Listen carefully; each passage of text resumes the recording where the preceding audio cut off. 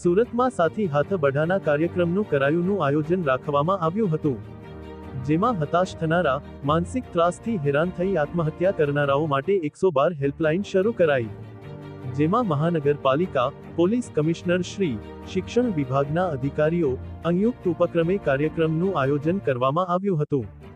કાર્યક્રમમાં mayor Shri Dakshesh Mewani, police commissioner Anupamsinh Gehlot, civil defence સહિત શહેરના નાગરિકો સહિત તમામ ઉપસ્થિત રહ્યા હતા।